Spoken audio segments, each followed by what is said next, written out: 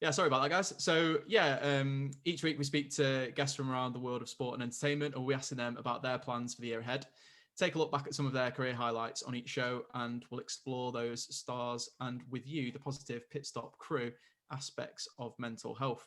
So how do you look after your mind as well as your body? How do you remain motivated and driven? And hopefully through having a bit of fun and laughs, learning from one another, we'll pick up some top tips on keeping well and what to do if things start to get on top of you. So we try to make it as interactive as we can. So raise your hand. You can do that by the reactions, raise hand button, or drop your question in the chat at the bottom of the screen. You should see the chat function. And hopefully everyone will be a bit more polite for the rest of the show than what we've had so far, Tony.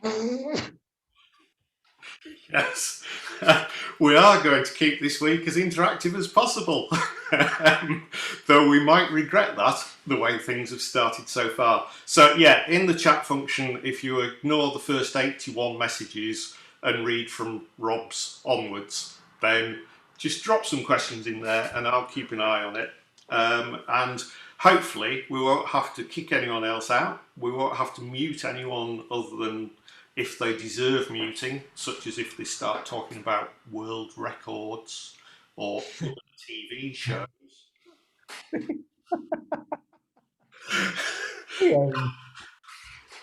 So let's kick off tonight with a positive question for Paul and for Jack to start with. What good news have you had this week? What's made you smile? And what are you looking forward to? Jack, are you going first? I think you should go first because you've got the obvious big news that everyone wants to hear about. So, all right, okay. So, what was the question? Sorry, was it something to do what's made you smile? Yeah. What's made me smile this week? You know what? I'll be honest. So, if people don't know, I got a bit of a late call actually on this Gogglebox thing with my sister. So it's a nice thing because I thought it was a charity thing, but I don't think it is. It's just called Celebrity Gogglebox. But the reason I'm on it is because my sister's pretty famous, so it's nothing to do with me. I've just been dragged along because apparently when my sister's manager was saying she would only do it with me, they had to force feed me into Channel 4 because they were like, who's that? Which is absolutely cool. So I feel great. So that made me smile.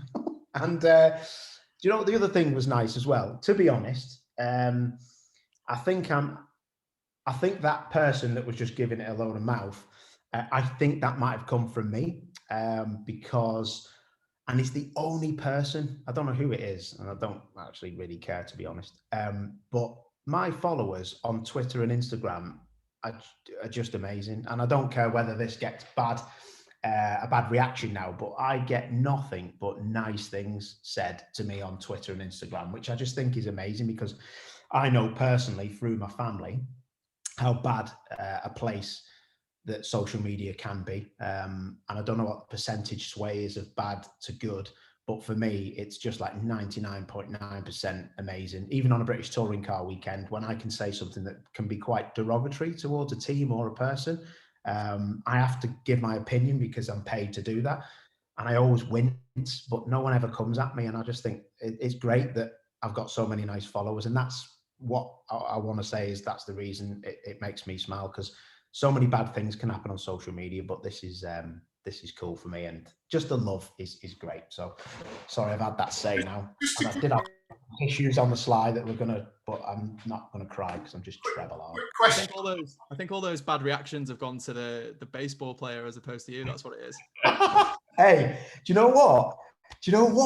So I put a status on Twitter the other day saying, I've stalled an auto. These are the three things I've done today. I've stalled an automatic. I can't remember what the other one was. And the last one was I've lost 40 followers. And I literally had, and I was like, what have I done? But I think what it was is loads of Americans started following me thinking I was Paul O'Neill, the baseball player, because I kept getting tagged in it. So I lost 40 followers. You're very close to getting 31,300 people, and now I've just lost 50. Damn it. Not bothered. Anyway. What about you, Jack? To be honest, it's been pretty boring week for anyone tuning into the show, to be honest. But it's the build up to the Indy 500, so very busy writing features for that, and done some pretty cool stuff. Interviewed some people like Alan Jr., who anyone who likes IndyCar will be pretty fevered up by that. Found that pretty cool. So yeah, that's been good, and yeah, just been doing podcasts and write in features that people are going to hate and send me hate on social media about ahead of the 500. So I'm looking forward to that. Hey, I think you're downplaying it a bit, mate. This must have been a massive week for you. Huge week, mate. Like this IndyCar qualifying, obviously it's this weekend coming, isn't it? Indy 500. Yeah. So, and I know how much it means to you, mate. And we don't speak enough, to be fair, because our lives are just flat out. But I was going to drop you a note because you're kind of heading up the race, aren't you, to do that Indy side of things, and it's a great year to do it, isn't it? I reckon.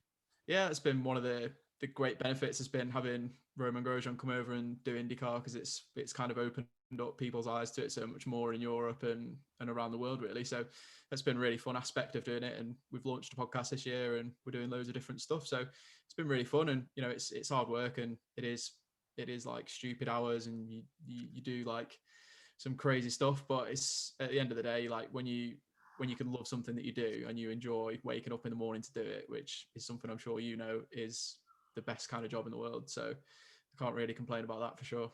Yeah, actually, I know Tony's going to ask questions, so I wanted to ask you, actually, now you've said that, because it's American time, do you have to get up at weird o'clock to watch it, or can you just put it on Sky Record and then just hope no one wakes up when you do your reporting? I wish. It's been quite friendly this year with the time zones in terms of when the races have been, so it's not been too bad. Texas was the bad one because that was like 3 a.m. our time. So yeah, I do quite often now in the week. I start at 1 p.m.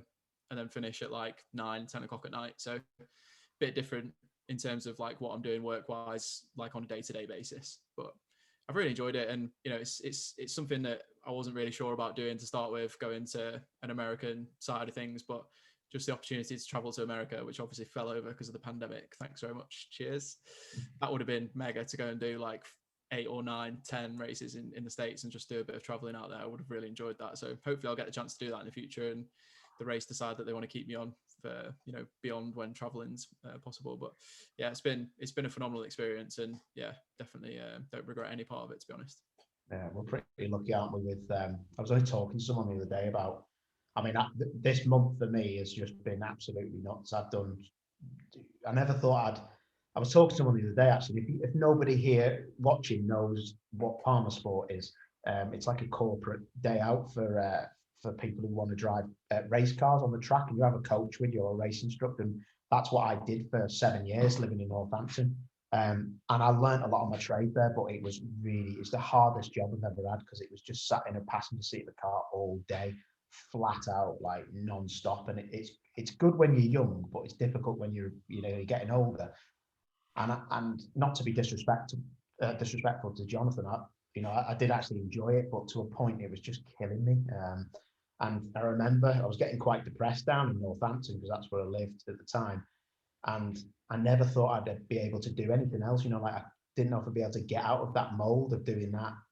And I know everyone's dream job, but honestly, a job is a job at the end of the day. And the money wasn't fantastic. I got by, and there were some good people there. But I look back now, and I'm just like, I'm so lucky to go out and go and earn a bit of coin just doing some filming or talking rubbish on the ITV commentary and stuff. And you just sometimes got to remember how privileged you are. Do you know what I mean?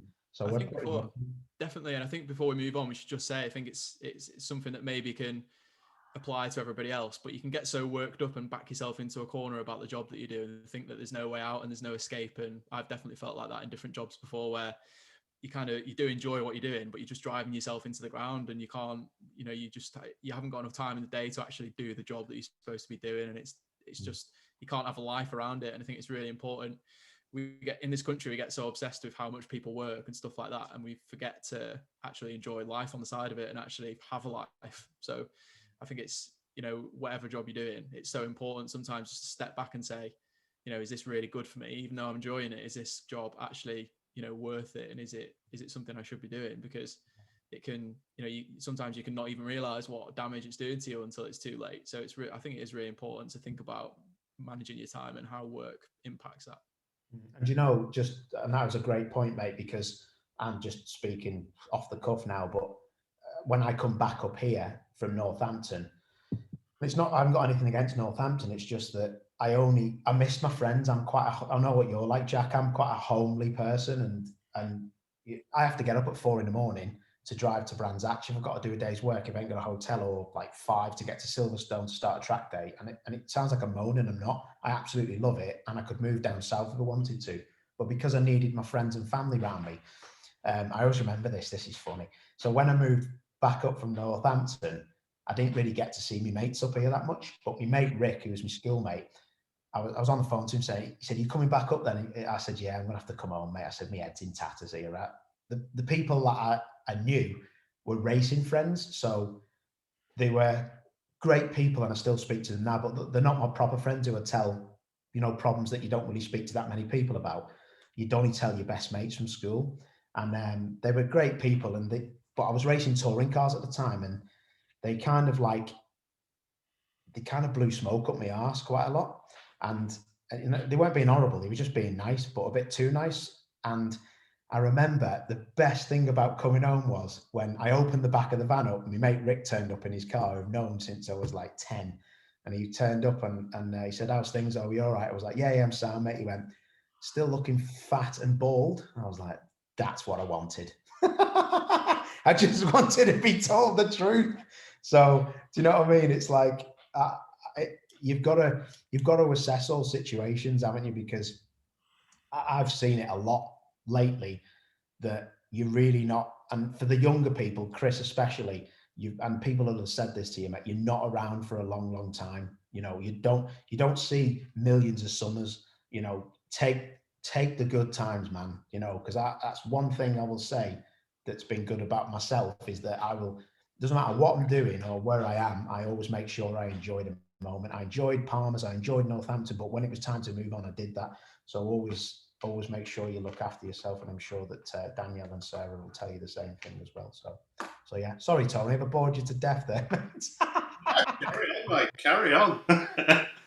No, I was just enjoying listening to what Jack was saying, because I've been there and worn the t-shirt and can tell the story of getting too obsessed with work, and to the point where you think you're enjoying it, but actually it's just dominating your life so much that it just ruins your mental health. But I've come through the other side, and that's part of what I want to do now, is try and help other people who maybe are in similar situations, and through chatting about it, hopefully it just allows people to think a little bit more about looking after themselves and looking after each other as well.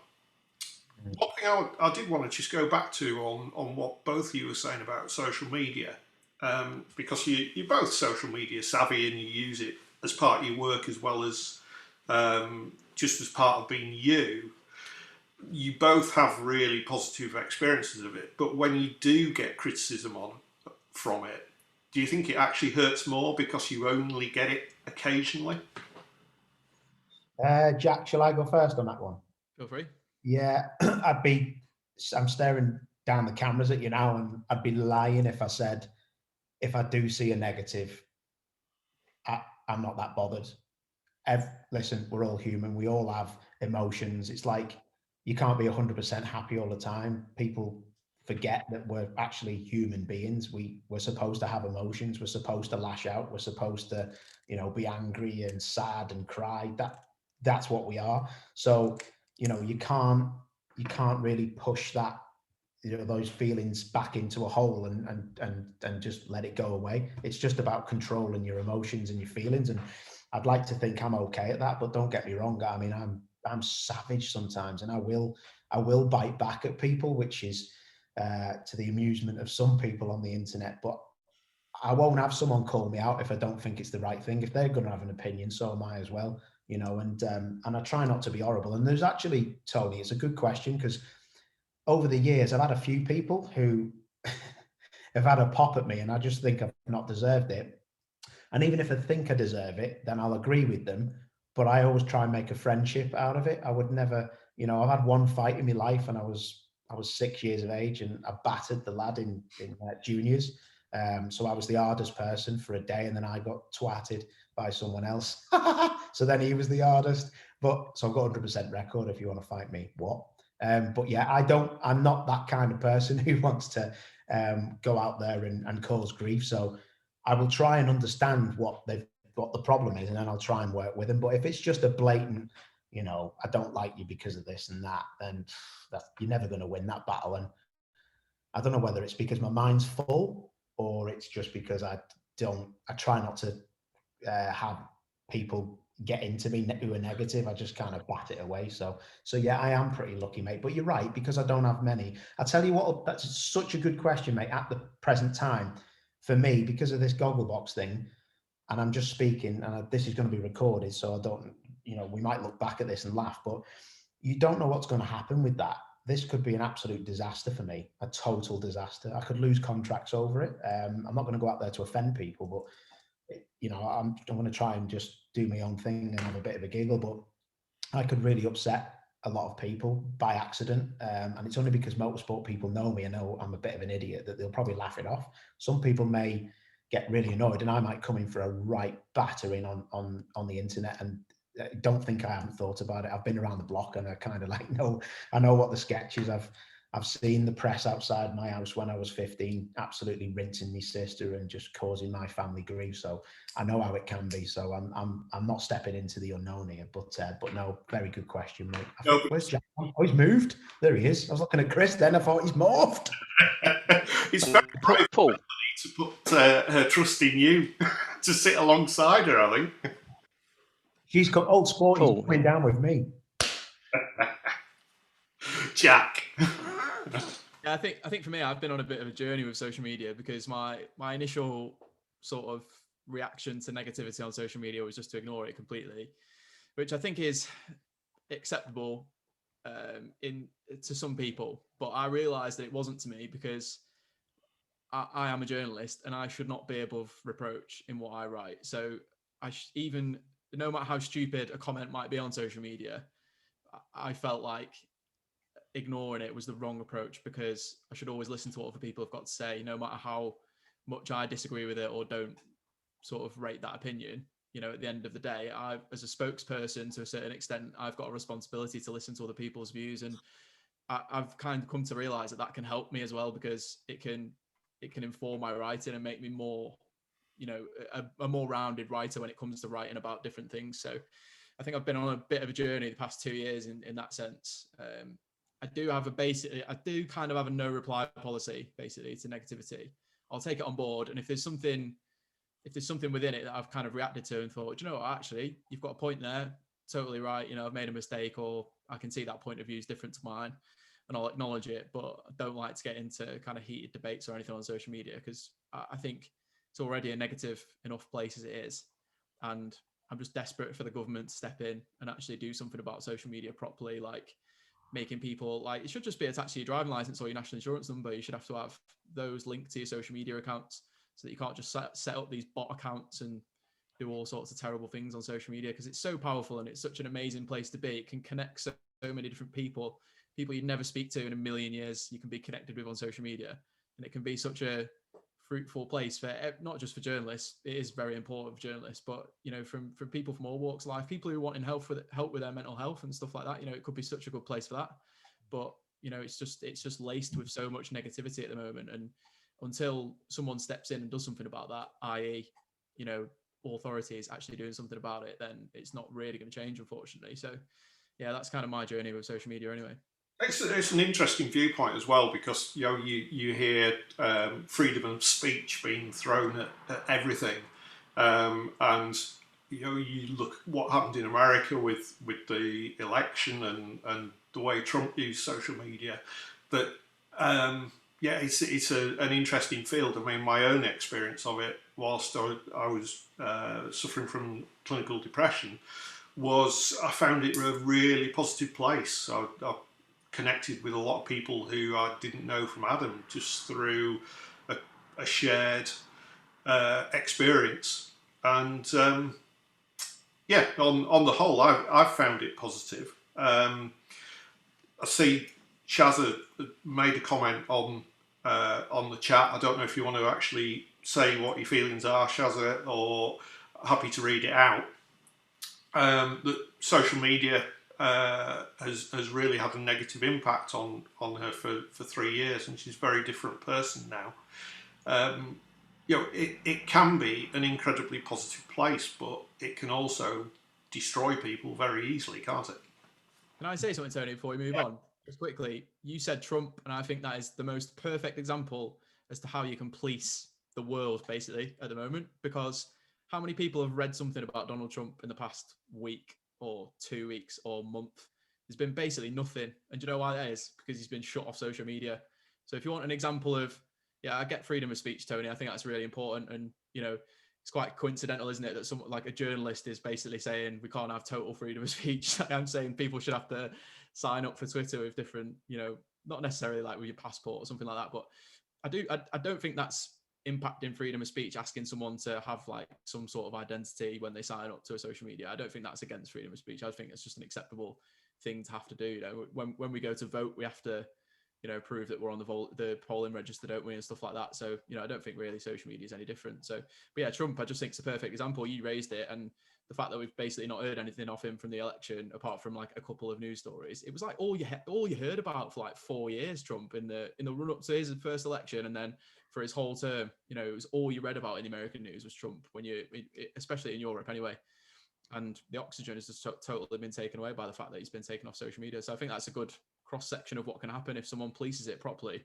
That's the positivity we can get to. Great points, absolutely great points. Can't disagree with any of that, Jack. Sorry, Yeah. Sarah's been looking to ask a question, mate. Sorry. Thanks, Paul. Yeah, no, it's just quick. It wasn't a question as such. I was just going to say I've experienced it two different ways, because obviously the motorsport world I'm heavily involved in. Never had, like Paul, never had anything negative. Even if I had a bad day racing, never had anything negative. But I also do a bit of modelling for this morning, and that is polar opposite. Absolutely polar opposite. I can guarantee after I've been on telly, Twitter is full of horrendous things. You get people saying, "Oh, that's nice." And I had one woman once, and I was wearing these silky trousers, and she came on, she said, "Oh my God, if I was that girl, I'd kill myself. She's so fat." I mean, I'm size 14, I'm not exactly fat. She said, "She's so fat, she's so ugly. How dare she go out?" And all these other people jumped on and went, "Yeah, I would be seen dead looking like her, da da da da da." So I did get upset, admittedly, but then what I did is I messaged her. And I said, "Just so you know, I'm a real person, and you've really upset me with your comments." And I thought she might shout back. And in the end, she went, "Oh, I'm so sorry, I didn't mean it, blah, blah, blah, blah, blah." And in the end, she asked me how to get into modelling and sent me a picture of herself. But it just goes to show, I think different industries are very, very different. I find motorsport very family orientated and close, whereas the modelling industry, I've not really had very nice experiences on social media with that. And I do if Paul's found that with his sister, if she finds the music industry a little bit. It's a very interesting point that you raised there, Sarah, because just the only example I can go off is, and it was a lad on my private Facebook said it to me today, and I absolutely pissed myself laughing when he said it. I'd shared a status that my sister's fan page had put out, or her own page had put out, saying about Gogglebox, blah, blah. And all of my friends who'd commented on there, and that's why I have them on there, is because of this. It was like, "Oh, mate, you're this, you're that, you're, like I was saying about my mate Ricky, who was saying fat and bald, and like, they're my mates. I don't mind them saying that. That's absolutely fine, because they're my mates and they know I'd give them back both barrels." But then a lad who I don't know that well, but is on there because I met him on a track day at Knockhill, and he's a real top lad. He went, "This is something like, this is fascinating. Everything on here is, you knobhead. I hope you say this and that." And, he was proper having a laugh. All my mates had just hammered me.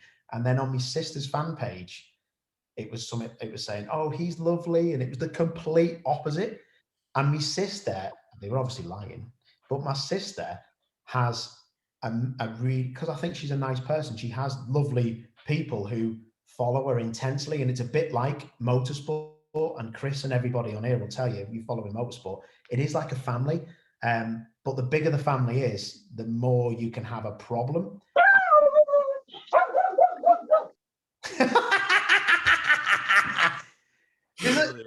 That was amazing. I was like, oh my God, sir, are you all right?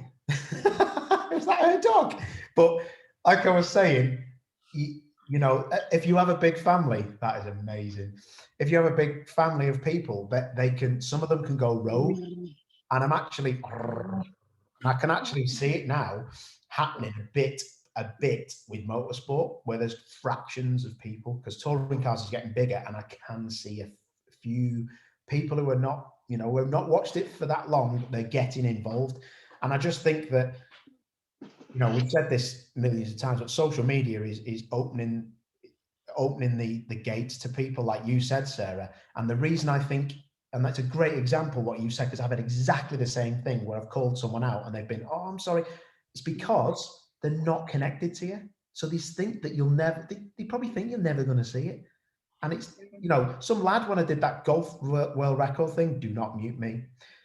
On Sky Sports app, put something like, this is a fake. That guy just needed to drive at it. How hard can it be? And I just said, I'll hold your beer. And he never come back to me, because one, he probably didn't think it was me, but two, you're just so disconnected from people, so they don't think you're going to see it. And I'm going to be dead honest. I think I've put something on Twitter about somebody, and I've took it off because I've gone, do you know what? That person doesn't deserve that. You're like a famous person, and I've gone, they don't deserve that. And if they see it, it's out of order. So I've took it off. But it's because I'm disconnected from them. That's the problem. We're too. Sure, I don't think they think you're real, do they? They just think you're. I don't know what they think, that you're not a real person. I don't know. We're too connected, but we don't know these people. That's the problem. We're too connected to everything, but we don't know really what it's about. Because you would never go up. If I was that woman you're on about, would I come up to you in the street and say that? No, absolutely never. Absolutely not. I mean, it's ridiculous, isn't it? So it is. I just find it fascinating, the social media thing. Do you know the best thing is? I remember I have a guy that looks after me called Chris, and he's a great guy. Sorts everything out for me. But the amazing thing with Chris is, I remember going to Portugal to work for McLaren it's the last time I felt awful. It must have been about 2 years ago, and something had rattled me cage, and I don't know what it was. I to this day don't know what it was. I remember being on the plane, taking off at Manchester Airport, and I don't know what it was, because my life's pretty cool, but I just felt, and I'm sure Danielle said this before, you just feel a bit, you know, you just don't feel yourself. And I remember taking off on the plane, and I felt I could have cried for no reason. And Chris messaged me when I landed, and he said, is everything all right? Because I spoke to him and said, I don't feel great, to be honest, mate. And he said, just turn your phone off, mate. Just turn all your social media off. And I did. I turned all the notifications off, and I felt so much better within a day, and I left it off for a week. And the problem was, I had then Matt James and people like that from Motorsport News ringing me going, are you all right, mate? Why haven't you tweeted in the last hour? Which I thought was quite interesting, but it's good to have a break sometimes, I think, is what I'm trying to say. I just wanted to jump in and say something.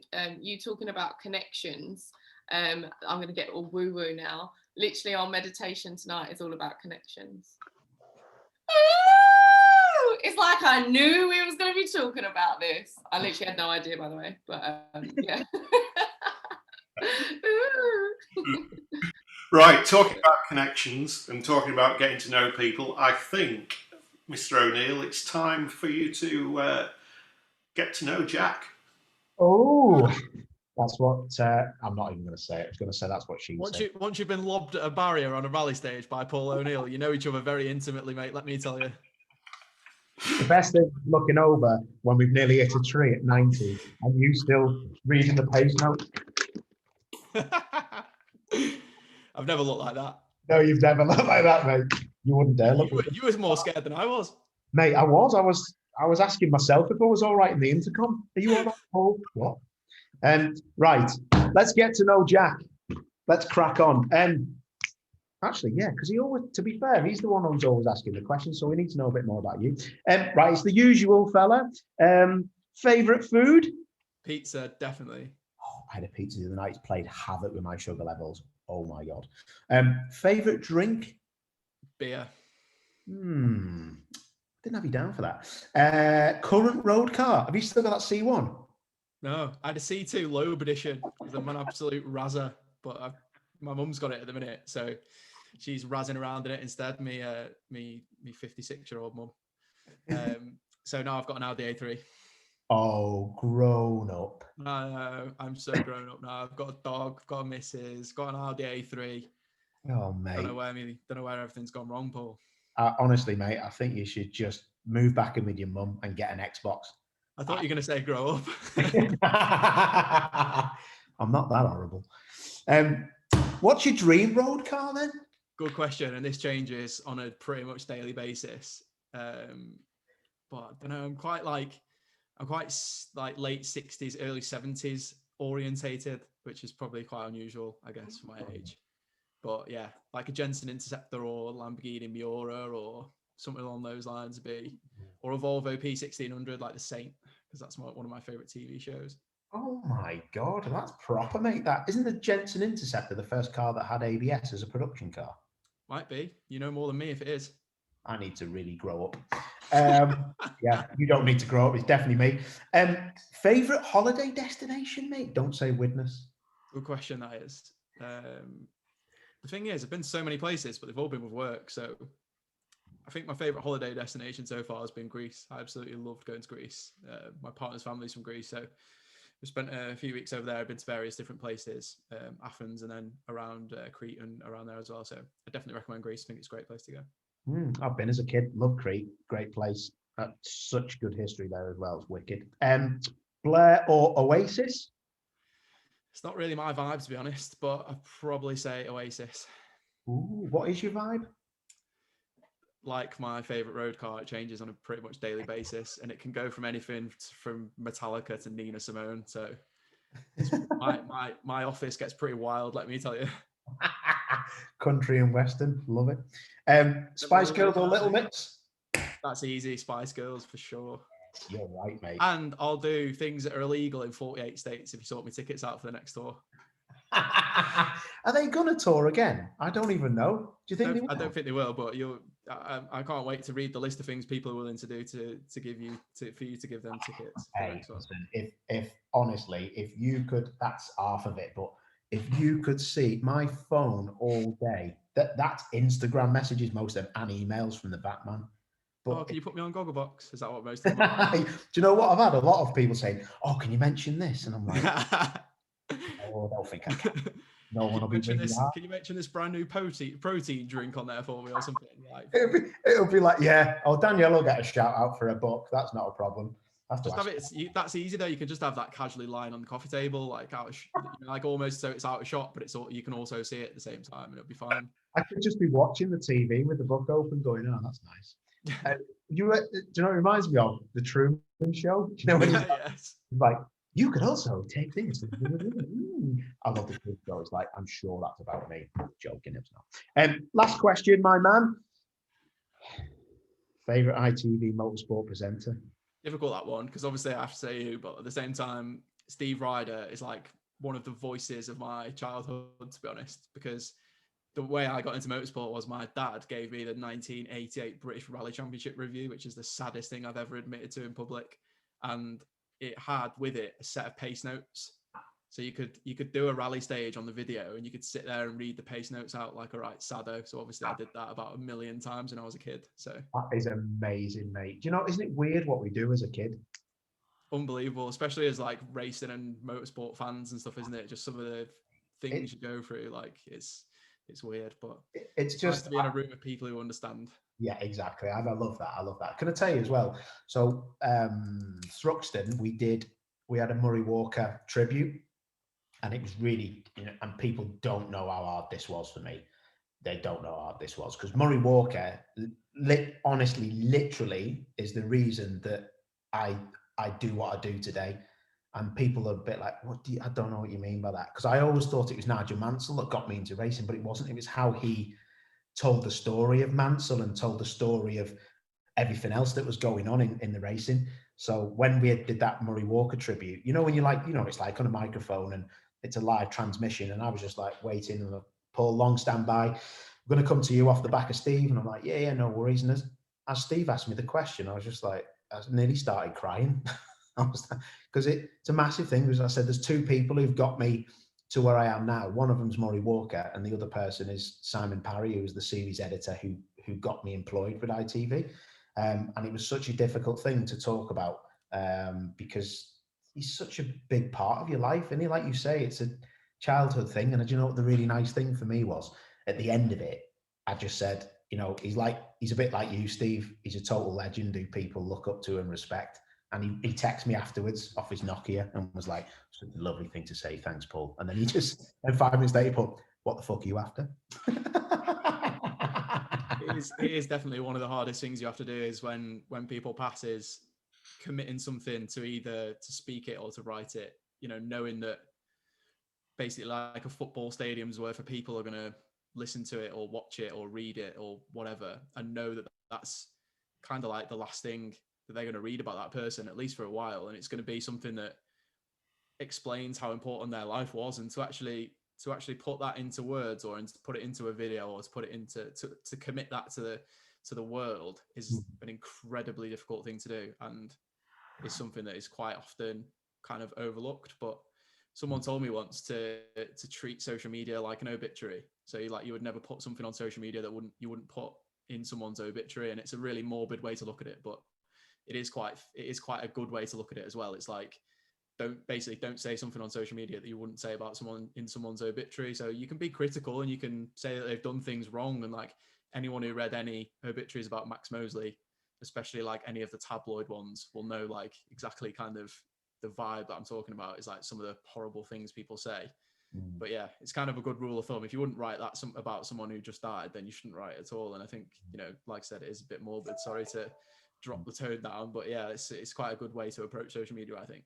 It is interesting that, and I'll let you crack on in a sec. But what you just said is, there's so many journalists like you who in motorsport, I just think they cannot stand tabloids because it's just a different way of writing things. It's just I don't find I know firsthand what tabloids can do to people and families, and the sorry is always this big after the headline's been that big if they get it wrong. I know how it is. I know everybody probably realizes that nobody reads the tabloid with the S word round here. They just don't. And Jack will know this because he's a big Liverpool fan like me. Honestly, mate, it's just so interesting how proper journalists like yourself see what it's about. And it is a shame, but hopefully we can flush out the dross, mate, because they're a real breed, some of them. Yeah, you won't catch me mentioning the S word anytime soon, so I'll stick with you on that one. Paul, I noticed that you did a Q&A on Instagram at the weekend, and one of the questions was why you set up the pit stop. Do you think it's been a worthwhile experience for you? Yeah, so I was steaming some spinach the other day, and I don't know why I did it. I honestly don't, not why I was steaming spinach, that's just a good thing to do, but I shouldn't have really said that from being round here. If anyone, I'm surprised my windows didn't get smashed, because they'll just literally think I'm a Tory, and that'll be me, game over. But it was a question that come up, and you know, I tagged Tony in it because it was Tony's idea. It's nothing to do with me at all. You know, me and Tony spoke in the middle of the pandemic, and you know, we said let's try this. And I know Chris, my manager, spoke to Tony, and then we were back into what can we do. We come up with the logo, and we come up with what we think it should be. And you know, me and Tony have always said that if it helps one person out, the job's done. I don't care if there's 6 people on this. I don't care if it's the normal people like us and then plus one, and that person can get through whatever they're getting through. And I'm not saying that people only watch this if they've got mental health problems. You know, you can be whoever you want to be. But I just think it's great that was a great question that someone asked on there. And I just think it's been something that, you know, you can look at numbers. I think we get fixated by numbers about people who watch and stuff. But I think the great thing tonight was what you said, Jack, when you said, shut the room down. And I think, you know, within this room now, we're all, you know, we all feel comfortable talking about whatever we need to talk about and knowing each other. So, you know, for me, it's just been something I'm not just a host on here, by the way. Every single person has a few ups and downs in their life. And I just like to know what's going on with other people, if I'm honest. Does that, you know, do I care so much about other people. I think I do. I think we'd all be lying if we didn't say that we don't care about what's going on in the outside world and how people are. But the pandemic absolutely brought it home to me that there's people out there that I didn't even know were having a bad time. So it's been good to get involved with, mate. Yeah. Funny you mentioned numbers, because I think we get obsessed in a sense that, you know, we're not doing something unless it helps X number of people. You know, what's wrong with doing something that's going to help one person? There should be no like stigma attached to that. You know, if you're willing to put the effort in, then as long as something helps one person, why would you not do it? It doesn't make any sense to me. But there you go. That's just some of the people you see around the world, isn't it? But you also over the weekend tweeted about the benefits of cycling that has on your health. Obviously, with being diabetic, how does that kind of help? I know a lot of it's funny actually, a lot of, you know, not a lot, but there's quite a few drivers at IndyCar who are diabetic, and got to speak to a few of them over the past sort of year or so, and like learn about how they deal with it and stuff. And cycling seems to be like one of the most common things that you use to help. So how does that kind of impact things, and how does that help you out? Yeah, do you know, I only know of Charlie Kimball in IndyCars who's diabetic. I think he's still in IndyCars, isn't he? He's only done the 500 this year and he didn't qualify. But Connor Daly's also diabetic as well. Is he really? I didn't know that. Right, okay. It is. I mean, it's an interesting. Do you know? I only ever used to run, but now my knees kippered from football and running. But the reason it helps me is I think it's because it's such a. When you go on your bike, you don't usually do half an hour. You usually go for like an hour plus. Like I've been doing 60 and 70 miles, and it's just so sustainable. And your heart rate isn't max like running, because I never knew this, but if you play football or you go running, it depends what kind of intensity the sport is. I can play football and my sugar level goes up. It's ridiculous. If you exercise, it usually stays steady or it'll start to drop off. But your body sometimes releases sugar into your system because it thinks you're getting ready for some kind of fight, or, you know, some kind of something that needs that extra energy. So because your heart rate's so high. But biking, because you can just roll over, tick over with your heart rate, it steadies it out all the way. And that for me is perfect, because then I can sleep through the night knowing it's going to be quite steady. And it's just an overall winner, mate. It really is. And don't get me wrong, I don't think my arse would say the same. It does not like it, mate. It's typical, isn't it, that I've come on as a guest and I'm asking the most questions, but we should go to Tony as well, because Tony, I know you've been working out a lot recently and you've changed a lot about how you kind of exercise, and that impacts your kind of well-being and mental health a lot as well. So why don't you tell us a little bit about kind of how you've changed things up and what it's doing for you at the moment? Yeah, it's been life-changing for me. I had probably about 9 months with a completely treatment-resistant depression. I was on my 5th antidepressant. After 9 months, I'd got to the point of the next options were either admission to a mental health unit, which I didn't particularly want because it was in the middle of the pandemic, and 48 hours of isolation, locked in a room before I could even get any kind of interaction with anyone, wouldn't have been good for me. And the other option was ECT, which is basically electroconvulsive therapy, where you have electrodes attached to your temple and you're given a fit. You're given anything up to about 12 treatments of that, and there's actually no medical research that actually backs up how it works or why it works. It just does work for some people.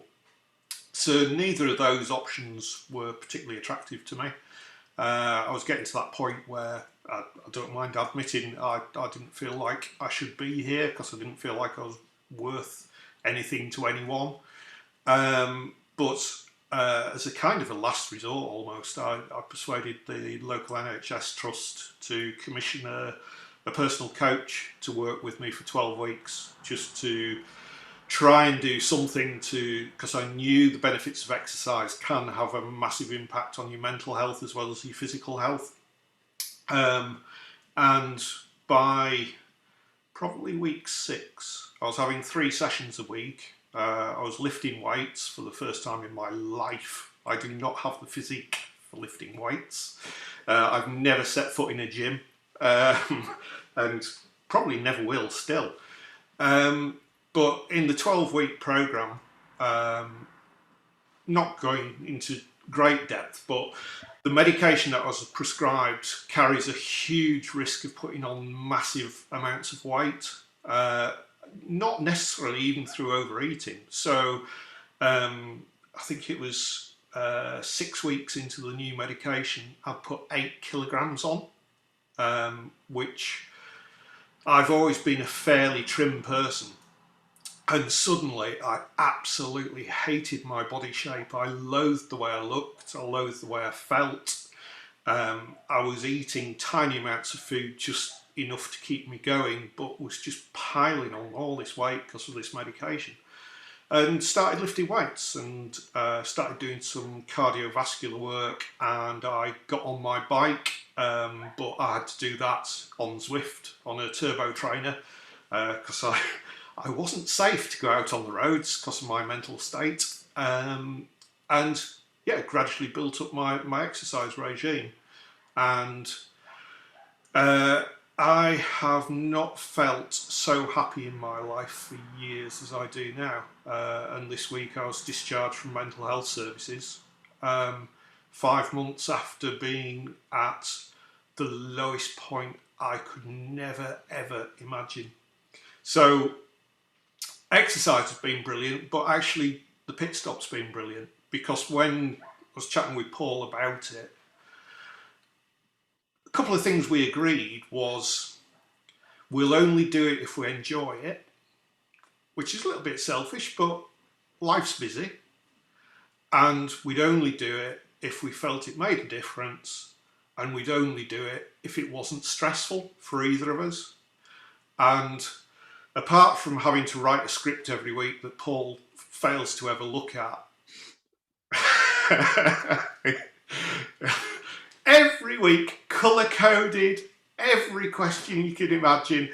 My brief from him, from his manager, was, look, just make sure Paul doesn't have to put too much effort into it. Like everything that he does, he just wants to turn up and be the star. If you can arrange some makeup, you know, have some trophies on the shelf behind him. Obviously, the lighting needs to be good. Get his hair cut. You know, his rider wasn't too massive, but one of the things his manager said was, can he script it? Because then he doesn't have to do any prep work. He never reads it. 11 scripts I've written. Not once has he referred to it, apart from right at the end where he might look at the wrap-up bit. It's been an absolute bloody joy working with him, I have to say. But just seeing everybody else's faces every week, or just names for those who don't want to go on camera, it's lovely being part of this. And I'd really miss it if we didn't do it. So, sorry, blathered on. I'll shut up now. I'll mute myself this week, in fact. I'm muted. There is absolutely no reason to mute yourself after that. It was absolutely perfect. I couldn't think of a better way to sum up how good the pit stop has been for various different people, and I think you've done a fantastic job. So thanks very much, Tony. Shall we lighten the mood and go to the crap quiz? I reckon that's a good idea. Let's go to the crap quiz. What have you got for us this week? Come on, Chris. All right. Oh dear. Well, I've been assured by my Mr. O'Neill that it isn't as crap as it normally is. And judging by the looks of it, it isn't as bad as you might think there, Jack. So we'll get on with it. It's actually this week's quiz. It's for Danielle and Sarah, and also yourself, Jack. So it's a freeway contest. Oh, right, okay. Thankfully, there's no. It's a theme that's focused on pit stop crap presenters like myself and Jack. So it's just sort of general knowledge that you three will have to shout out, because obviously Paul's written it, Tony does the administration work, and I'm the one that has to ask the questions. So here we go. Question 1. Rather surprisingly, both Jack and Paul have completed the Great North Run. But what is the name of the town that it finishes at? Is it A, North Shields, B, Sunderland, or C, South Shields? I'm going to say South Shields because I'm in the south. You're right, Danielle. You're right. It is. It's South Shields. I just remember being very Celebration dance. Which I think, and get me right, that's literally the southern end of whatever the town of Shields is. Is that what it is? It'd be a safe assumption, wouldn't it? Yeah, because that's just my knowledge of geography. I feel like for the next question, maybe we need a buzzer or something because I was a bit. That's my noise. Yeah, that would actually work better, actually. Jack, what's your noise? We don't know what Jack's noise is. Oh! Oh gosh, the soundtrack from Noddy there for some reason. Anyway, question 2. Very surprisingly, Paul O'Neill actually won 2 British touring car races. The first one, of course, was at his home circuit in Alton Park in 2002, which, of course, was with the Egg.com Vauxhall team. But where did he win his other race? Was it A, Brands Hatch, B, Snetterton, or C, Donington Park? I think Sarah got the buzzer on that one by a millisecond. I'm just going to go with my local Brands. Nearly. It is an MSV. It is an MSV circuit. Anybody else want to guess? Snetterton. Yes, Jack, you're right. Well done. It is Snetterton. Snetterton it was, and I believe that was. I got muted the last time I did my noise, so I better not do it again. So you're right, Jack. It was Snetterton. I believe, according to facts and figures I've researched, it was 2003 when Paul was with the VXR team alongside James Thompson and Ivan Muller. The legend. Yeah, that was before he was replaced by Luke Hines and Michael Bentwood. No, that was systemic reasons for that. Anyway, question 3. Paul isn't the only pit stop presenter to appear on television. With which famous footballer did Tony appear on a BBC One documentary about dementia in former footballers? Was it A, Gary Lineker, B, Alan Shearer, or C, David Beckham? I'm going to go B. You're right, Danielle, you're right. It is B. It is Mr. Alan Shearer. So he's a very well accomplished sports personality. I'm not that knowledgeable on football, but he's well known, so he's obviously well accomplished. So I'll give him that. Question 4. This one's very appropriate. It's because it's Indy cars we're getting into, with the Indy 500 coming up. Jack hosts a weekly podcast with which famous IndyCar driver, and he's actually co-starring with an IndyCar driver, but which one is it? Is it A, Mario Andretti, B, Dario Franchitti, or C, J.R. Hildebrand? I'm just going to guess. Sarah, on you go. B. B, no, not quite. C? It's. Oh my God, I'm useless. Danielle, did you say C? C. Yeah, I think, yeah, you're right. It is C, actually, yes. What did I win? I'm so excited. It is J.R. Hildebrand. And of course, the answer, but this is a little bit of a twist here. You've got the answer correct, Danielle, but it's now up to Jack to answer this bit, because it isn't, because J.R. Hildebrand is his name, but Jack, what does the J.R. stand for? What's the actual J and R of his name before Hildebrand? Well, just want to say first that I am finding this quiz quite crap because I got muted for this question, and that means I can't win. So it was pointless me taking. Well, you would have got the answer anyway because you're the IndyCar dude. No, I would have won, so that would have been good for me. All right, it's John Randall. Is J.R. Hildebrand's name? John Randall. You're right. It is. It's John Randall Hildebrand. Hope he get half a point. Half a point. I'll share the point. Thanks, Danny. Yeah, I'll do that. So that's 2.5, and for Danielle there, and a half there for Jack, I believe.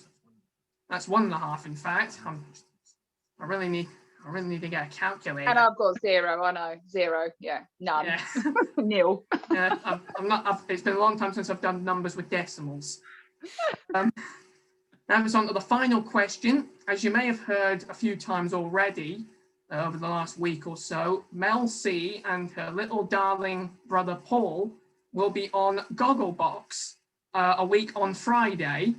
But what year did Gogglebox first appear on British television screens? Now, this isn't the celebrity one. This is just the flat-out standard one with all those, Yorkshire and Manchester folk that do the reviews. I've seen a couple of episodes. Now, when did it first appear? Was it A, 2010, B, 2012, or C, 2013? I'm going to say 2012. Oh, you're nearly. Well, it was nearly 2012. 2013. You're right, Sarah. You're right. It's 2013. 2013, Gogglebox first appeared on British television screens. And what a show it is. Yeah, I saw it when they did that Formula One episode, the Drive to Survive bit, and that was hilarious. Thanks so much, Chris. Appreciate that. All the other stuff is hilarious. Tony. So, Danielle that won that one. Yeah, so Danielle won that round, and Tony, it's back to you and the rest. Thanks, Chris. Thanks, Chris. Welcome. Well done, ladies. Try harder next time, Jack. If you complain you're getting muted, you're just going to get more muted, basically. You know the format on this show. So rude, muting the guest.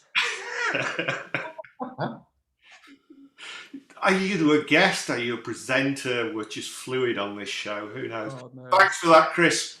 Very well hosted once again. Right, before we go and open up the microphones, there's some fantastic comments on the chat that are really lovely to read. I won't read them out, but have a glance at them. They're everything that this, I was going to say Gogglebox, what this pit stop is all about. Right, today, positive news. Today I had my second COVID vaccine. So I am complete. And it led to a rather good chat online with a gentleman who has just disappeared off screen, but is lurking again. And I'm going to unmute Rob Marsh. I thought it was going to be Bill Gates. No, he's after me though. He is. I was looking for some kind of segue into this, but there wasn't one. I don't think I've ever said anything in here that's affected me in the week of the pit stop. But in spite of my obviously manly appearance and my machismo that I show on social media, I bottled my first vaccine the other day. And I think it stemmed from a blood test that I had, and I passed out. I was with my sister at the time, and she said that I had a fit as well. So, because I'm not seeing anything really about it in the media, I was wondering if anyone had experienced that kind of fear. Because they're saying there nearly 40 million people have had at least one dose of the vaccine, and yet 10% of people can have fear of needles, but you don't hear anything about it. So I'd had my kids for the day, so I thought if I've done for the day, then I can go. It would have been at the local stadium, had my job, everything sorted. And all I did up until 7 o'clock when it was supposed to be was dwell on the fact that somebody was going to stick something very sharp into my arm. So by the time I got around to it, I couldn't do it. And to drop my kids off, and that's usually quite stressful for me anyway. But by the time I got to the stadium, I was just in tears, and I didn't go in. But I'm not seeing anything about this. My sister had, she knows what I'm like. If there's anybody who knows what I'm like, it's her. And she had actually seen me, because I took my kids around to her house. She'd actually seen me before I left. And I could tell you then that she already knew that I wasn't going to go and have my vaccine because she knows what I'm like. But it might be because last time I had a vaccine, it was 10 years ago when I went to Thailand. And I know then that nothing bad came of it. But suddenly, I don't know, no, not suddenly, over the past few years, I don't know if I have got anxiety, but I'm not very good at expressing my feelings. So everything will build up and then I'll suddenly realise, oh, I'm in trouble here. But I know it probably won't be as painful as I'm making out, but I can't get past that. So I'm going for round 2 tomorrow. And my sister's coming along. She's going to sit outside in the car park and go to a smaller venue. Because with it being at a stadium, I didn't know what it was going to be like. So I'm just going to the local football club and having it there. But I'm still getting these thoughts in my head. And it's at 10 to 6 tomorrow. If I have that thought at 5:45 tomorrow that someone's going to stick like a sword into my arm, I don't want to freak out again. And I just want to know that it's not just me who's going through this. As ridiculous as it is, I've blown this way out of proportion. I'm 41, for God's sake. I don't think I should be feeling like this. But I just wanted to know that it wasn't just me who was going through this. If anybody would like to jump in, if anyone's like diabetic and maybe have a needle or 2 poked into them in the past, that'd be nice to hear about. Dave, you're trying to jump in there, mate. You crack on. Yeah, so I've had my vaccine, but I'm petrified of needles, and I had a panic attack before actually going in there. My appointment's supposed to be like 12:10, and I ended up going into the appointment, and it was like 1:10, and I was in my car just panicking and sweating. And I had to calm myself down because I thought, if I don't do this, and then I won't be able to see like my friends and family because I feel like I let them down. And I just sort of focused on what was the positive part rather than what my fear was. No, I've been told to do that since, But and it's ridiculous because I'd still live with my parents, and the kids will stay here. I'll sleep downstairs, but they've not stayed here for over a year. And like I'm putting that in jeopardy just because I'm scared of something going in my arm. It's completely ridiculous. If I let my brain get away with it, then it just happens. I can't go into the place and get it done because my head's telling me that it's going to really hurt. Something stupid bad's going to happen. And I know it's not. It's bizarre. And it's not bizarre, and it is a really, really common phobia, which doesn't mean it's any less because it's common. It's incredibly common for people to have a phobia around needles and injections. And interestingly enough, Rob, you mentioned one of the biggest reasons for it is if you in the past you've gone for a blood test or you've had an injection and you've passed out, you are far more likely to develop a phobia around needles. So there's actually some really, really good advice on a couple of the NHS websites, which Danielle will really like this, and as I can see you've got your hand up, which involves different cycles of breathing techniques to prepare yourself. And bizarrely, which kind of goes against what your brain might think, but actually tensing the whole of your upper half of your body and holding it for 15 seconds and then releasing it again and doing that for a number of times until you feel like you've actually got more circulation flow in your brain. That actually will prepare yourself to relax. And no matter what people say of, oh, you won't feel a thing, you're always going to have that in the back of your mind that it might really hurt. And the last thing I'll say before all the other hands come in is my wife has been a vaccinator, and she's been vaccinating NHS staff. Uzi 9mm. Yes. She's had her dream job. She retires in November from the NHS, and she just really wanted to be part of the vaccination process because it's quite a big moment in history.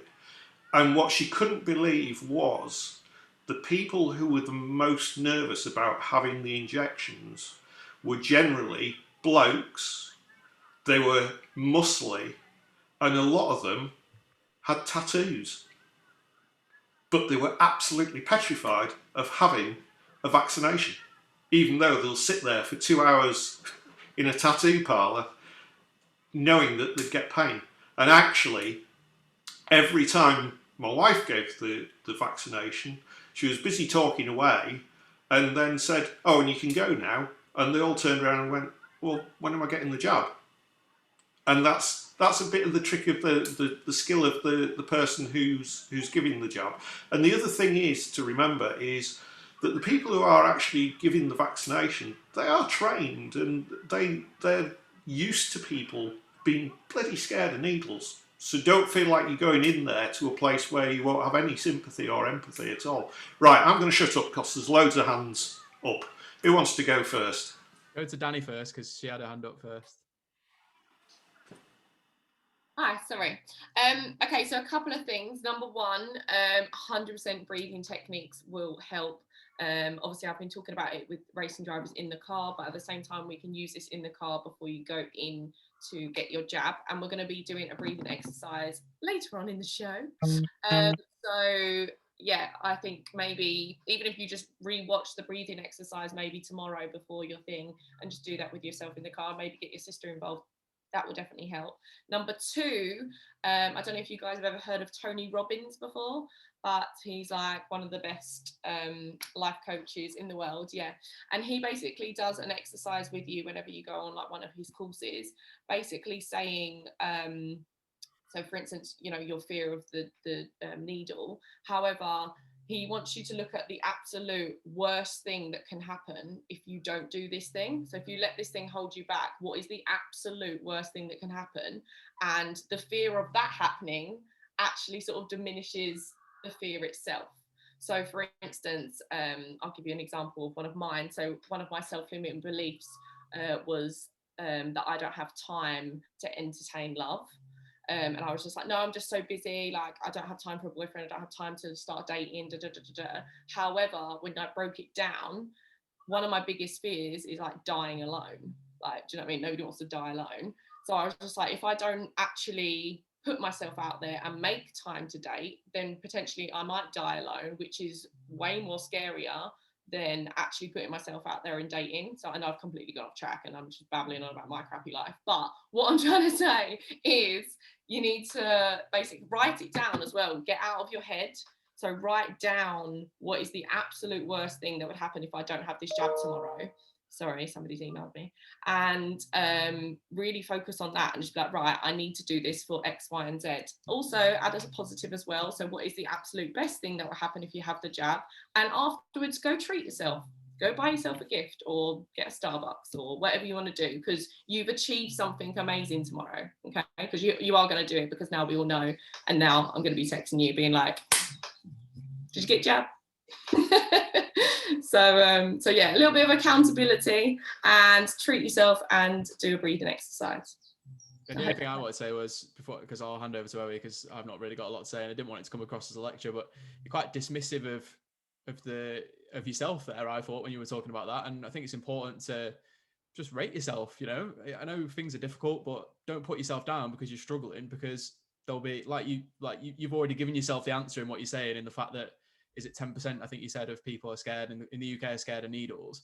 So at least 10% of the country is going through exactly the same thing you're going through, and they're feeling exactly the same thing. So don't put yourself down for that, because, you know, fears aren't always logical and they can't always be explained. You know, can't understand everything that happens to us. I'm still scared of getting on a plane, even though I fly like 10 times a year normally. And it's still, I know logically, I know it's safer getting in a plane than it is getting in a car. But even though I know that, I'm still scared of doing it. So it makes no sense. But you know, it's how you conquer your failures, isn't it?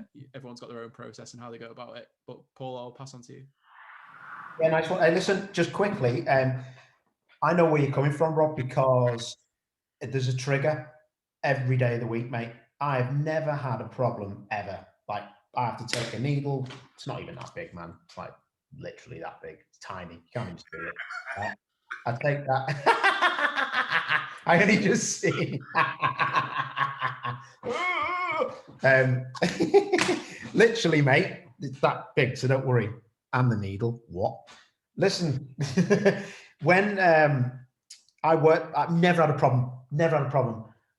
About 3 months ago. Every year I have to get, like Jack and anyone else that's got a race license, we have to go and get checked over by the doctor, blah, blah, blah. I've got white coat hyper syndrome, I think it's called, where I've been on a 24-hour blood checker, not heart rate monitor, 24-hour blood pressure monitor, because they were scared to death about the last reading that they had.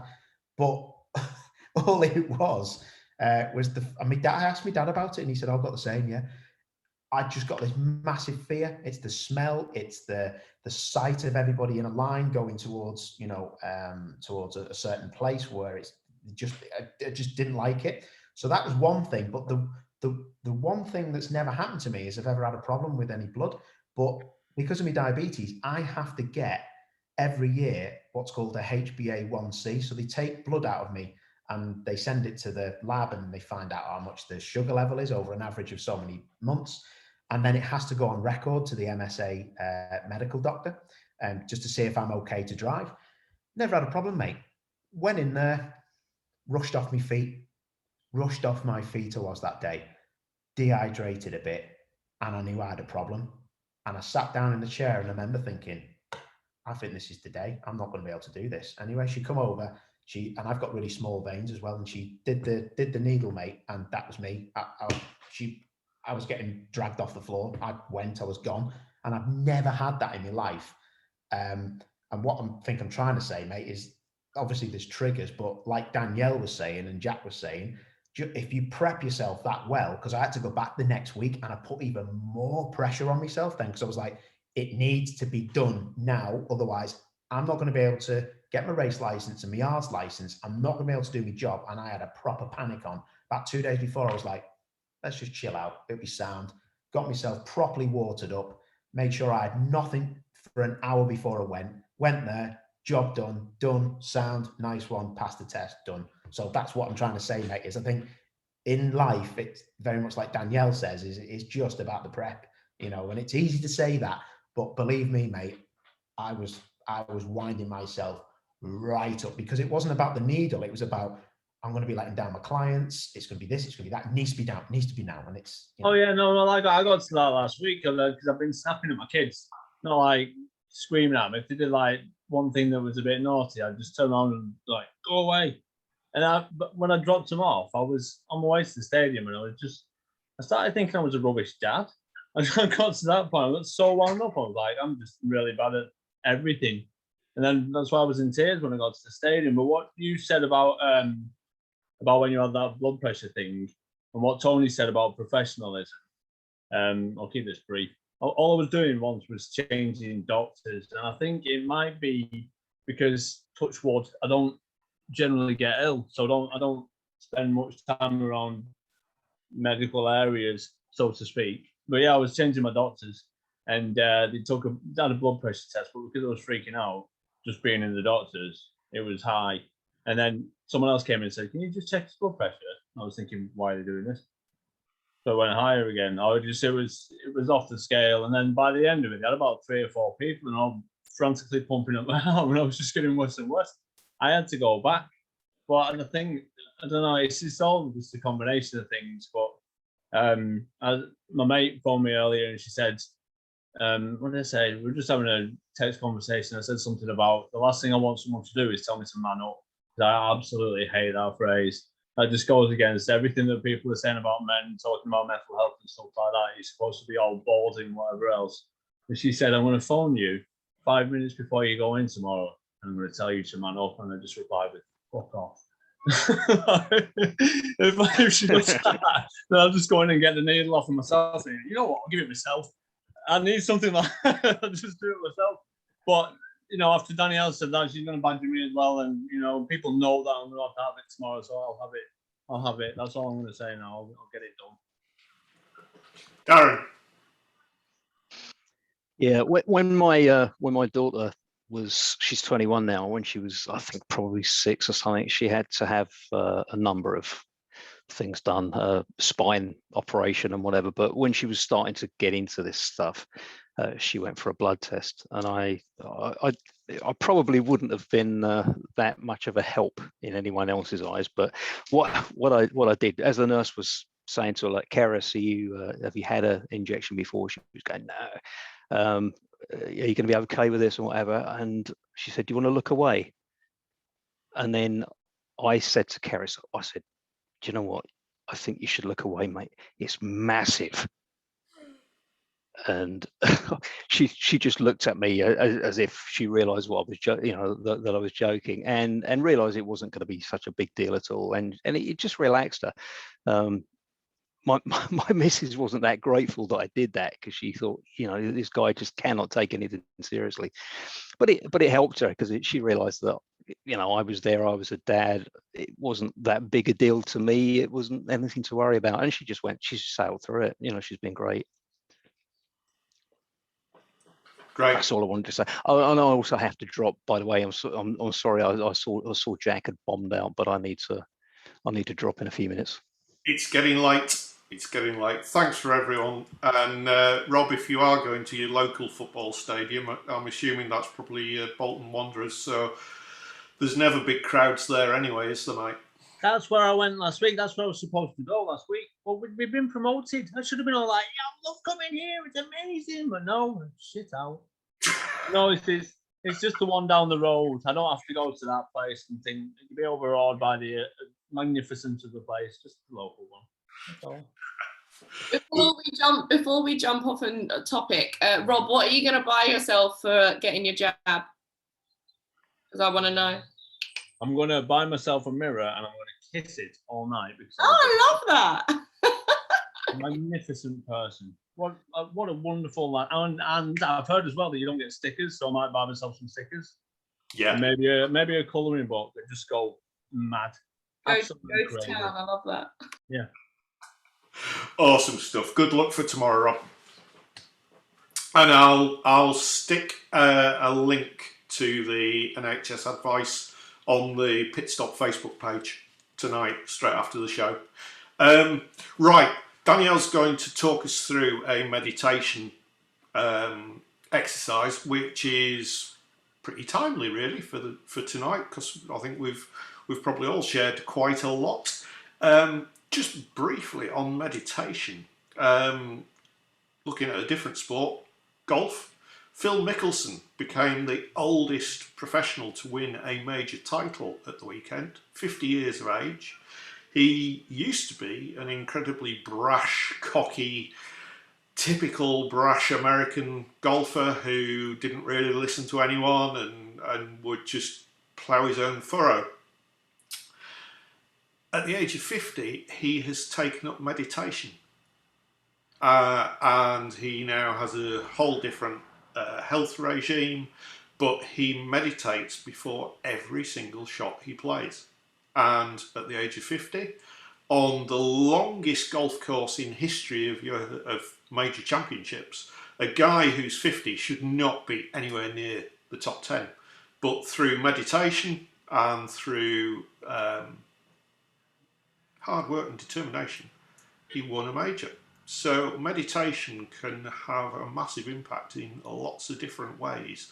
It's not all just about thinking happy thoughts, but a big part of it is. So over to you, Danielle. Amazing. I will just confirm that it's not all about just happy thoughts and hugging trees and all that fun stuff. I can safely say, hand on heart, I've never hugged a tree. I'm open to it, but I haven't hugged a tree yet. So there we go. Okay, let's get started. I've just locked my dog out of his own room, bless him. So he's not happy looking at me through the window, but he was snoring and he's going to come back in. Don't do it. I'm going to put some meditation music on. Boys, out. Out. He's sad. I'm going to put some meditation music on and let me know if you can hear it. Thumbs up if you can. Yeah? Okay, cool. Right. You can turn your cameras off if you want to. I won't be upset. Or you can just sit back, close your eyes and feel relaxed. I don't like that song, so I'm changing that. So there we go. Okay.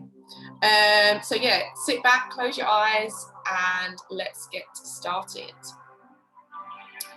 So I invite you now to bring your awareness to your breath and take a nice big inhale in through your nose and out through your nose or your mouth, whichever is easiest for you. And again, in through your nose. And I want you to notice where the breath goes in your body. Does it go down to your belly? Or does it stay quite short and just stay up into your chest? Exhale out of your nose or mouth.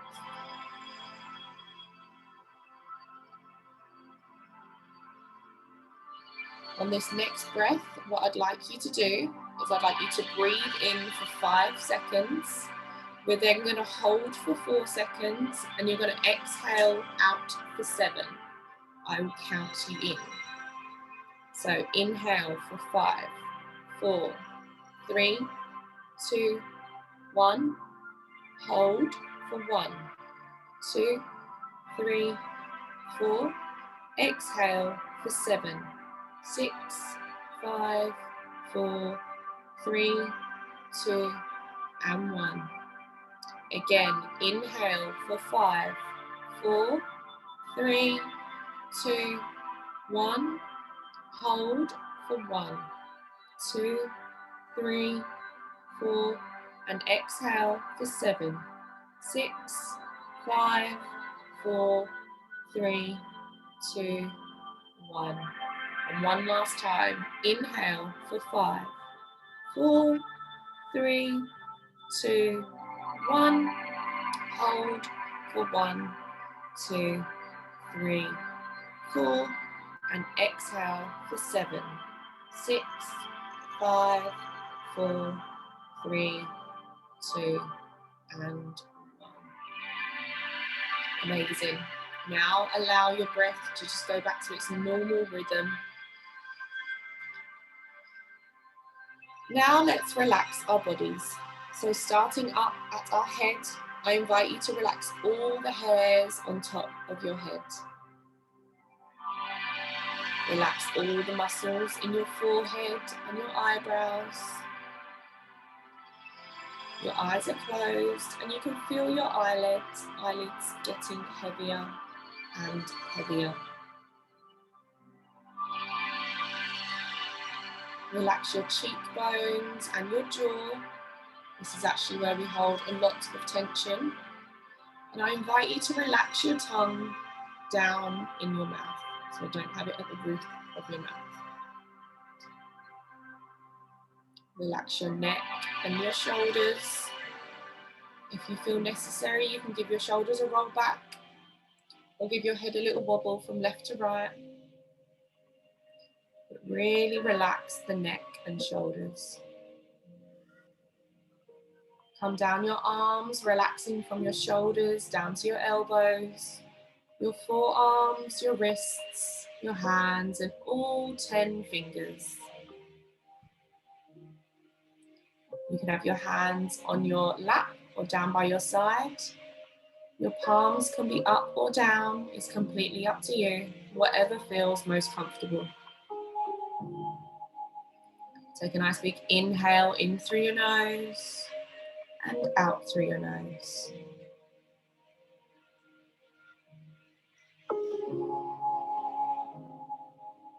Now bring your focus back up your arms, back into your shoulders, and now down your spine.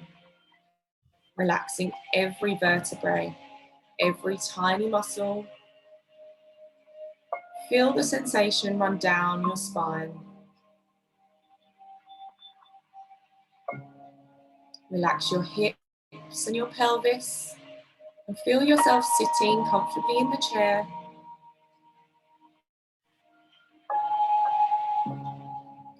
Relax your quads, your knees, your shins, your ankles, your feet, and all 10 toes.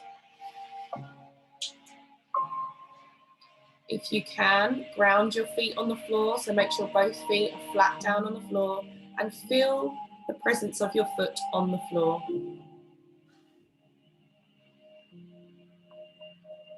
Take a nice big breath in through your nose and out through your mouth.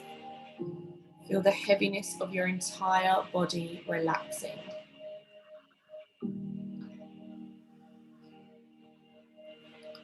So, as mentioned earlier in the Zoom, tonight's meditation is all about connection. And one of my incredible inspirations, Brené Brown, defines connection as the energy that exists between people when they feel seen, heard, and valued, when they can give and receive without judgment, and when they gain support and strength from the relationship. This year, or past year, has been really hard for many and very lonely. But tonight, I want you to know that you are connected in this magical group on a spiritual level and on a communication level, and just know that you are held. There is something so powerful within this moment right now. You're all dotted all over the UK, however you're here in this moment together. You've all shown up for yourselves and one another to meditate together and hold this sacred place. The energy is here right now between us all. So all together, take a big inhale in through your nose and out through your mouth. I'd like you to place a hand over your heart and feel that loving energy that we all hold tonight.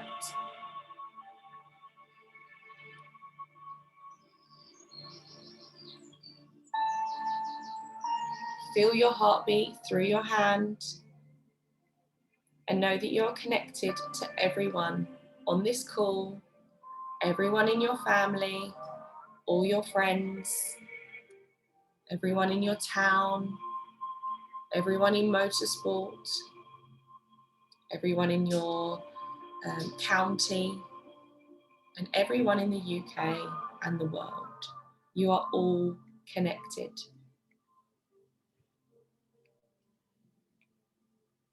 Inhale through your nose, exhale through your nose. And from hearing that information I've just said, I really, really invite you to know that you are never alone.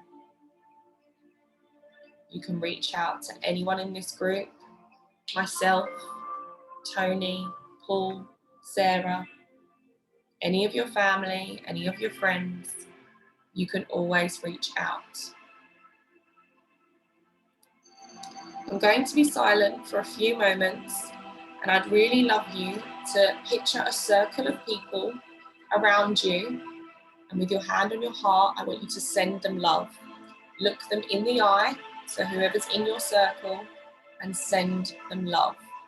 If you're a visual person like myself and Sarah, you can actually picture a white light coming out of your heart and going into theirs.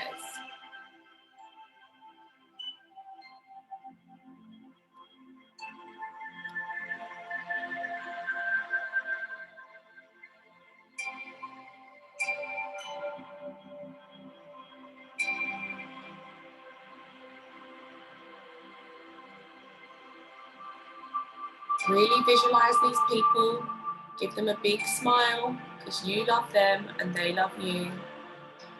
And we're so lucky and so grateful to be connected, even if it is via Zoom. We are all connected.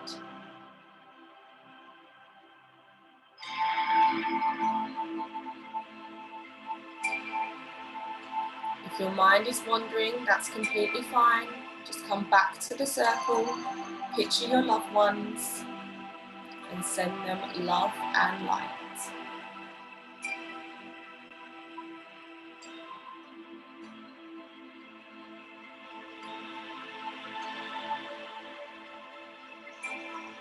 Amazing. Well done. Now I invite you to bring your focus back to your breath And take a nice big inhale in through your nose. And try and breathe all the way down to your heart space, filling your chest. And then a nice big powerful exhale.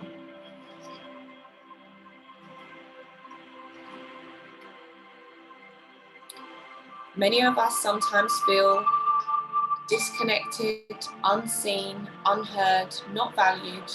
But tonight I'm sharing with you that that's not the case. I see you, we see you as a group. I hear you, we hear you as a group. You are all valued in this group. You are connected to us, your family, your friends, the world, the universe. Our energies are always connected, and I love to think that. One perfect example, have you ever thought about texting, calling someone, and then they call you? That's because we're connected. Our energies are connected. Our vibe are connected.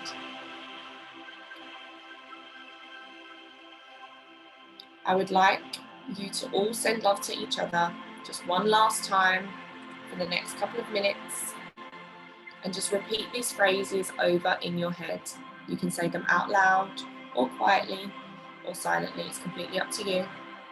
But all I'd like you to say is, we are connected. We are connected. We are love. We are love. We are seen. We are seen. We are heard. We are heard. We are valued. We are valued. Amazing. Now bring your focus and your awareness back to this moment, back to the sound of my voice, back to your body sitting in your chair. You may feel some sensations or some tingles over your body. That's completely fine. And I now invite you to very slowly, very gently open your eyes and take a nice big stretch. Namaste.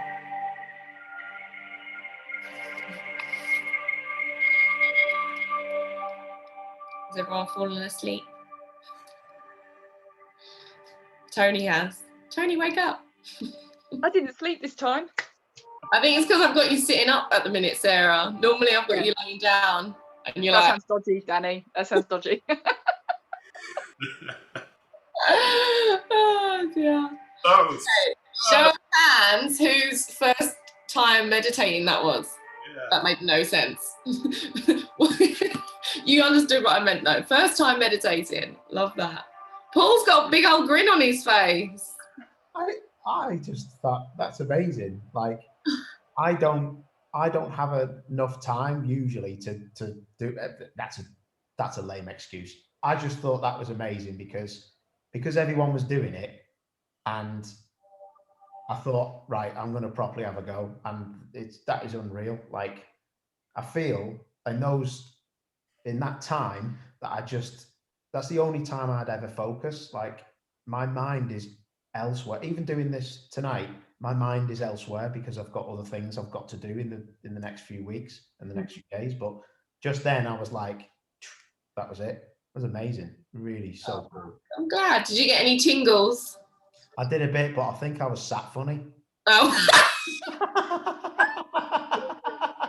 That's brilliant. Oh God. Tony? That was really powerful. That was so lovely.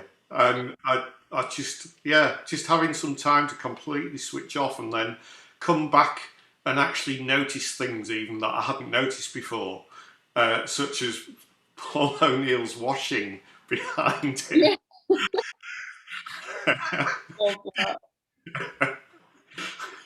Did you do that whilst you were meditating? I was getting stuff out of the dishwasher. I got dishwasher. Yes. That was absolutely fantastic, Danny. Thanks so much. I hope everyone else really enjoyed that and got something from it. It's been a cracking night. It's been a long one, but it's been a good one. Huge thanks to Chris for hosting the crap quiz. To Jack. One. Which Danny won. To the quiz winner, Danielle. And huge thanks to the G&T queen, Sarah, who keeps hiding it in coffee mugs and all sorts. I've got tea today. Well, it's actually empty. Look, fail. She's like absolutely fabulous, isn't she? Yeah. I am, aren't I? I'm that woman, Patsy. Is it Patsy? Yeah. Thanks to everyone for being so open and for having such a great discussion. Good luck tomorrow, Rob. I'll put the link on. Good luck. You be good.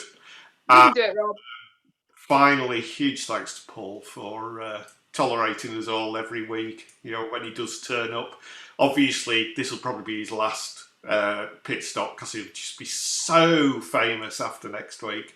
But good luck, mate, next week. Hope you have loads of fun with Gogglebox. And I'll leave you to have the last word tonight. Yeah, nice one, mate.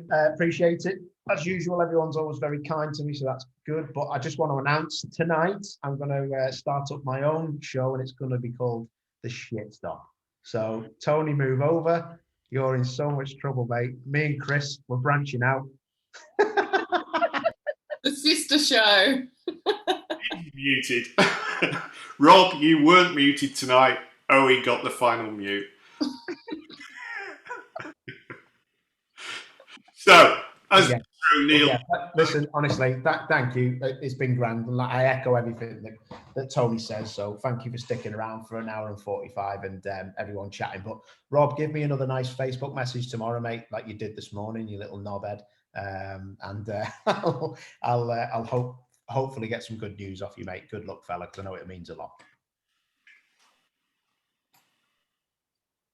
oh, he's muted himself. My God. Oh, he's having a professional hissy fit. So, as Mr. O'Neill would normally say, great to see you.